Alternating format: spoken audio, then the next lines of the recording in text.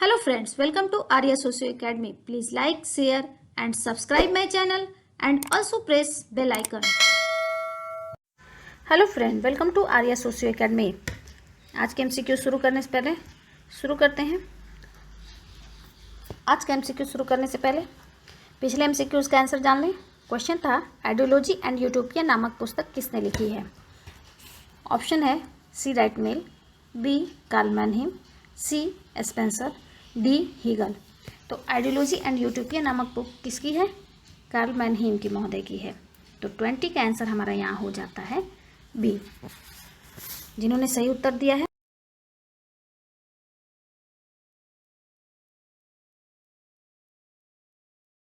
Next आज का MCQ शुरू करते हैं। MCQ number 70।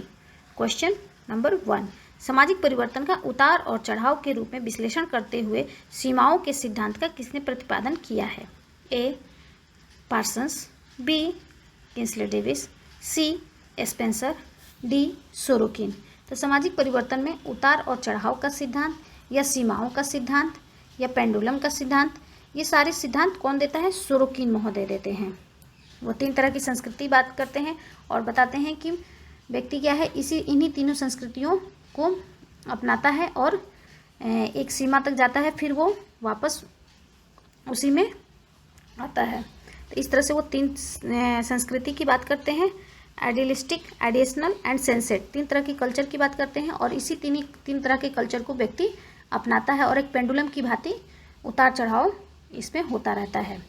तो गति सामाजिक परिवर्तन में यह सिद्धांत सोरोकिन महोदय का है। तो फर्स्ट का आंसर हमारा हो जाएगा यहाँ डी।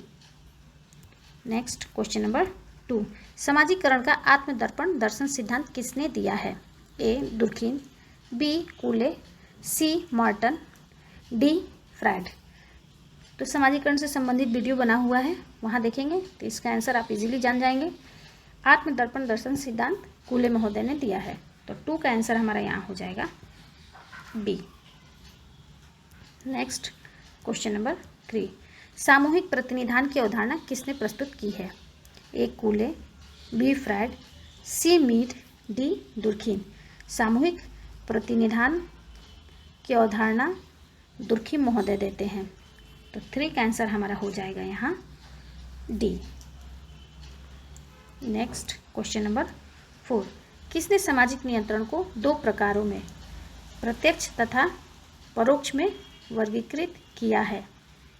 ए दुर्खिम, बी हेज, सी रॉस, डी मैनहेम। तो सामाजिक नियंत्रण में प्रत्यक्ष और अप्रत्यक्ष नियंत्रण की बात कौन करता है? कार्ल मैनहीम महोदय करते हैं।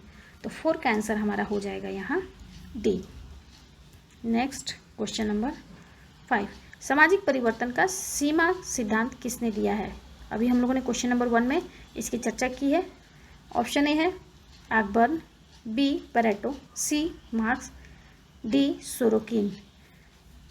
तो सीमा का सिद्धांत कौन देता है? सोरोकिन महोदय देते हैं। तो 5 का हो गया हमारा यहाँ answer D. Next question number 6, प्रकट एवं अप्रकट प्रकार की अवधारणा किसने दी है? प्रकार से संबंधित वीडियो बना हुआ है। प्रकार से रिलेटेड क्वेश्चंस किसी भी एग्ज़ाम में ज़रूर होते हैं, इसलिए वो वीडियो ज़रूर देख लें और इस टॉपिक से संबंधित जो भी क्वेश्चन होंगे ऑटोमेटिकली आप उनको सॉल्व कर पाएंगे। चलिए देखें ऑप्शन क्या है। ऑप्शन ए है सोरोकिन, बी पार्सन्स, सी लेविस्ट्रास, डी मॉर्टन। तो प्रकट और अप्रकट प्रकार की बात मॉर्टन महोदय करते हैं। तो हमारा 6 का आंसर हो जाएगा यहाँ डी। नेक्स्ट क्वेश्चन नंबर 7, सामाजिक परिवर्तन का निर्धारणवादी सिद्धांत बल देता है? ए अनेक कारकों पर, बी 2 कारकों पर, सी 1 कारक पर, डी उपयुक्त में से कोई नहीं। तो अगर हम देखें सामाजिक परिवर्तन का निर्धारणवादी सिद्धांत क्या होता है? किसी भी एक चीज़ को, किसी भी एक कारण को मान लेना निर्धारणवादी सिद्धांत कहलाता है।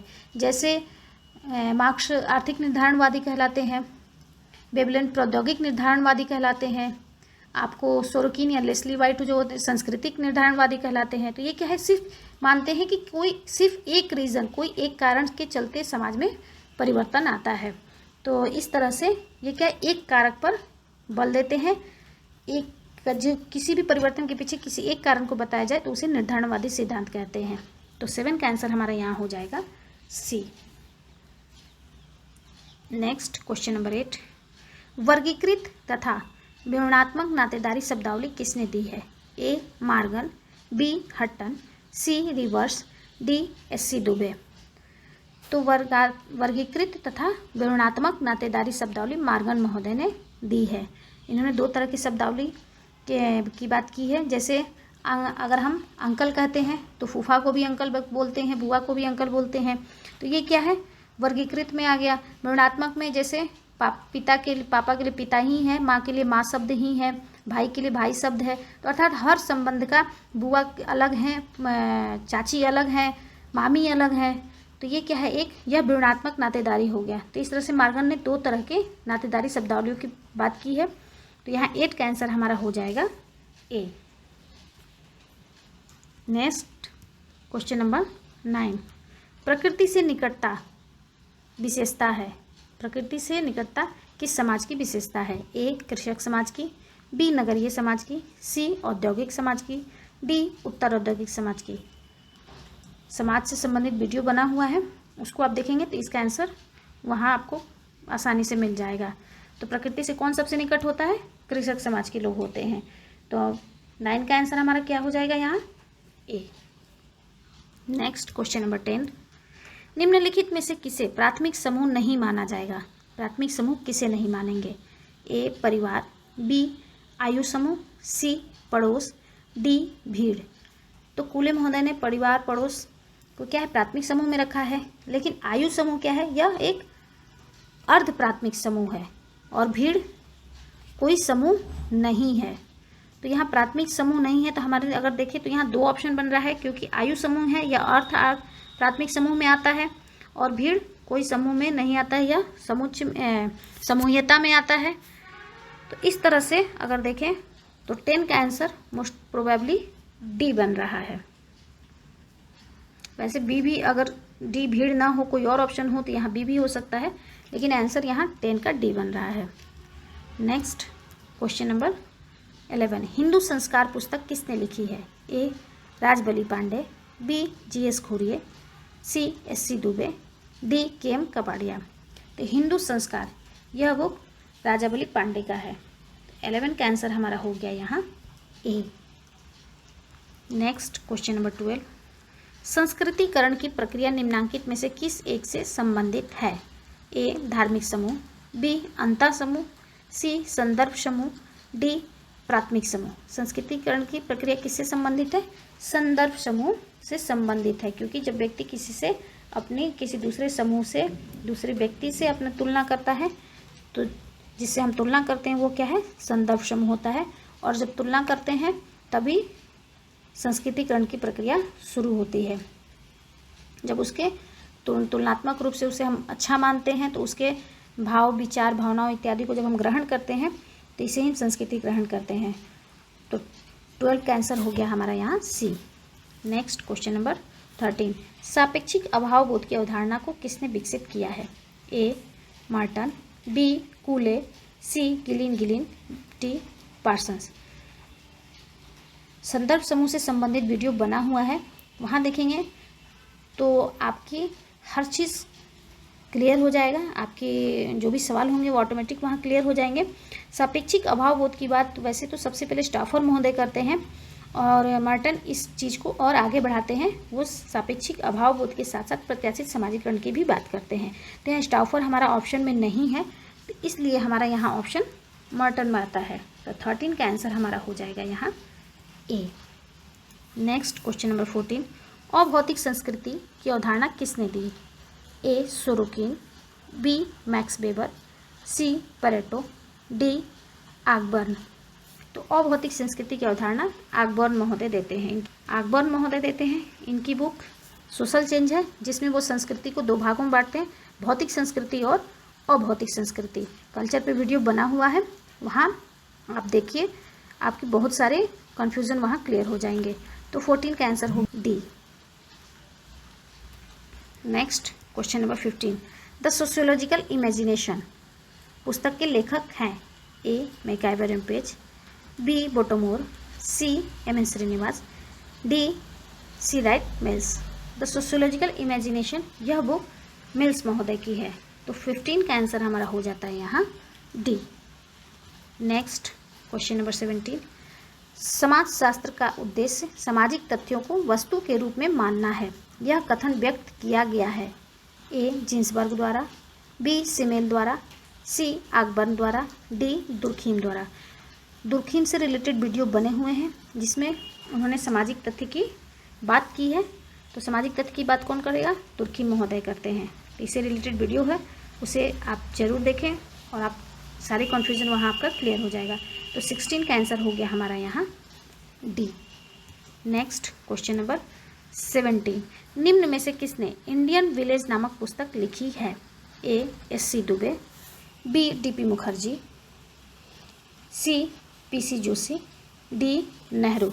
तो अगर हम देखें इंडियन विलेज, ध्यान दीजिएगा बुक का name Indian village. Indian village यह बुक एस.सी. दुबे महोदय की है। अगर इसके जगह पे यहीं इंडियाज विलेज होता तो यह किसका होता? एम एन श्रीनिवास महोदय का होता। तो याद रखिएगा यहाँ इंडियाज है और यहाँ इंडियन है, तो इस दोनों में अंतर है। जहाँ इंडियन है वहाँ एस.सी. दुबे है, जहाँ इंडियाज है वो एम एन श्रीनिवास महोदय की बुक है। तो 17 का आंसर हमारे यहाँ हो जाता है ए। नेक्स्ट क्वेश्चन नंबर 18, डार्फ के अनुसार आधुनिक औद्योगिक समाजों में संघर्ष का मुख्य स्रोत है? ए आर्थिक स्वार्थ, बी सत्ता संबंध, सी वर्गगत स्वार्थ, डी जातिगत स्वार्थ।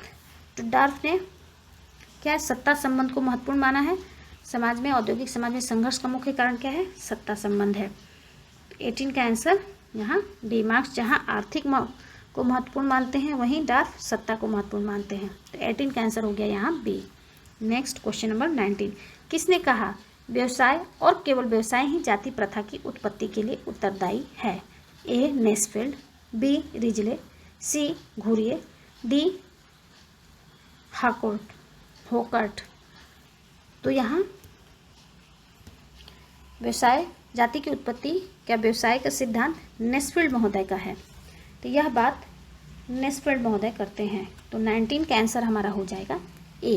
रिजले महोदय कहते हैं जाति की उत्पत्ति का प्रजातीय सिद्धांत देते हैं, और इस तरह से सबने अपने अपने तरह से अलग अलग तरह के सिद्धांत दिए हैं। तो जाति की उत्पत्ति का व्यवसायिक सिद्धांत नेस्फील्ड महोदय का है। 19 का आंसर हो गया यहाँ ए।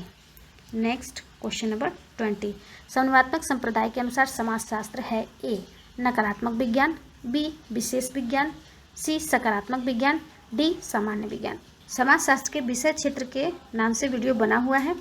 उस वीडियो को जिन्होंने देखा होगा इस क्वेश्चन का आंसर आसानी से वो बता सकते हैं। मुझे कमेंट बॉक्स में ज़रूर लिख के बताइएगा कि किसने इस वीडियो को देखने के बाद से इसका आंसर जाना है, और इसका आंसर आप सभी कमेंट बॉक्स में ज़रूर दें। तो 20 का आंसर अगले MCQs में देखेंगे। आई थिंक आज का MCQs आप लोगों के लिए हेल्पफुल रहा होगा। थैंक यू, धन्यवाद। Please like, share and subscribe my channel and also press bell icon.